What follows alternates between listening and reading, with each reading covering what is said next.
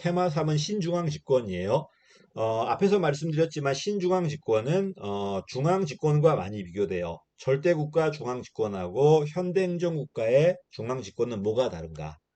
가장 다른 게 주인이 바뀌었죠. 왕이 주인이 아니라 국민이 주인이에요.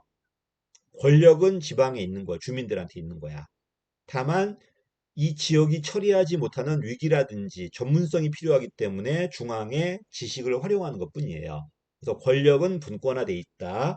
지식은 집권화돼 있다. 수직적인 집권이 아니라 수평적인 집권이다. 정치적 의미가 아니다, 지금. 어떤 문제를 효율적으로 해결하기 위해서 중앙의 권한이 올라간 것뿐이지 정치 권력이 중앙에 올라간 게 아니라는 겁니다. 그치? 그러다 보니까 보다시피 일단 지방자치가 발달해 있어야 돼요. 우리나라처럼 지방자치가 발달하지 않았다면은 신중앙 집권이라고 할 것도 없어요.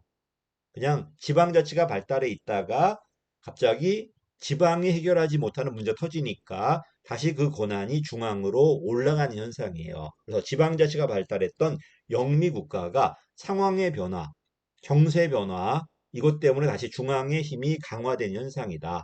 얘가 나온 이유가 뭐라고? 바로 행정국가 대두예요. 우리가 총론에서는 행정국가 대두를 시장 실패로 봤죠. 시장 실패 이거로 봤지만 지방정에서는 지방이 이런 문제를 해결을 못했던 거예요. 갑자기 교통통실이 발달하니까 생활권이 넓어져. 그럼 지역별로 처리할 수 있는 문제가 한계가 되겠죠, 이제. 왜 지역과 넘나들어 버리니까. 또 복지국가가 발달해. 이건 지방이 하기가 어려워져요. 국민적 최저 수준을 맞추다 보니까 중앙이 통일성 있게 할 수밖에 없잖아요. 이런 찰나에 지방이 능력이 없는 겁니다. 세금 체계를 보면은 가장 오래된 게 주민세, 인두세죠. 그 다음에 지세, 재산세야. 이건 미국이 지방이 많이 가졌어요. 반면에 현대가 되면 넣는 세금이 뭐냐면 소비세와 소득세예요. 그치? 소비세와 소득세. 농촌 사회일 때는 소비세와 소득세는 거의 없었을 거예요. 전부 다 재산세와 주민세였을 거예요. 근데 도시화되다 보니까 엄청나게 많은 노동자가 들어오잖아. 재산은 없지만 소득과 소비는 있잖아요. 그치? 이건 중앙이 가졌어요. 근데 노동자가 많이 들어오면은 그 문제는 지방이 해결해야 돼. 주택이라든지 하수 문제라든지 상수 문제라든지 전부 지방이 해결해야 되는데 지방은 세수는 안 거치고 일은 늘었죠. 이러니까 어쩔 수 없이 중앙의 재원을 의존할 수밖에 없었겠죠. 근데 돈이 내려가면 중앙의 힘이 세질 수밖에 없잖아, 지금. 한마디로 지방의 업무는 늘었는데 지방 재정은 취약하니까 중앙에 의존할 수밖에 없었던 거예요. 이러니까 이 업무가 중앙으로 올라간다든지 또는 중앙에서 어떤 기관을 파견한다든지 또는 지방별로 좀 너무 작으니까 통폐합에서 좀 크게 만드는 광역행정이 만들어진다든지 그러면서 중앙 힘이 세지는 겁니다. 그래서 내려가니까 바른 형태가 밑에가 못하니까 그 일이 위로 올라가요. 또는 위에서 어떤 기관을 파견해서 업무를 처리하든지 특별지방행정기관, 관치행정이야. 또는 중앙이 지방에 돈을 주면서 어떤 사무를 시키는 거야. 위임사무 같은 것들.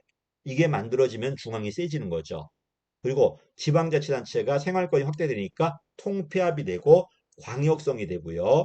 너무 지방이 중앙의 재원에 의존하다 보니까 통제가 심해지겠죠. 됐지? 이러면서 신중앙이 만들어지는 거야.